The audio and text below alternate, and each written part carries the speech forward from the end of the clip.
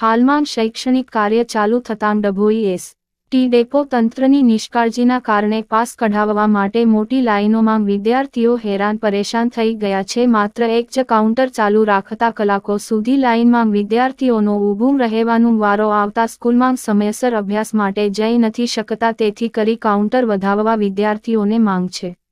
હાલમાં શૈક્ષણિક નવું સત્ર ચાલુ થતા તાલુકાના આજુબાજુ ગામના વિદ્યાર્થીઓ ડભોઈ એસ.ટી બસ ડેપો માંગથી રોજિંદી અવર-જવર કરતા તે માટે પાસ કઢાવવા ડભોઈ ડેપો માંગથી લાઇનોમાં ઊભું રહેવું પડતું હોય છે. જે કલાકો સુધી પણ એક જ કાઉન્ટર હોવાને કારણે વિદ્યાર્થીઓનો અભ્યાસ બગડે છે. ડભોઈ ડેપોનું આળસુ તંત્ર વધારાના કાઉન્ટર શરૂ કરે તો વિદ્યાર્થીઓનો સમય બગડે નહીં અને સમયસર શાળાએ જઈ શકે. જેથી કરી કાઉન્ટર વધારવા વિદ્યાર્થીઓને માંગ ઉઠવા પામી છે. ડભોઈ તાલુકાના 118 ગામમાંથી લોકો અહીં આવે છે. શાળાઓ કોલેજોમાં સવારના લાઇનમાં ઊભા રહે તો સાંજ પડી જાય છે. તરફ ગુજરાત સરકાર વિદ્યાર્થીઓને ભણાવવાની વાતો મોટા બેનરો લગાવવામાં આવે છે. આ લાઇનોને જોતા માત્ર બધી યોજના કાગળ પર એવું લાગી રહ્યું છે. રિપોર્ટર ફઝલ રજા ખત્રી, GPK ન્યૂઝ.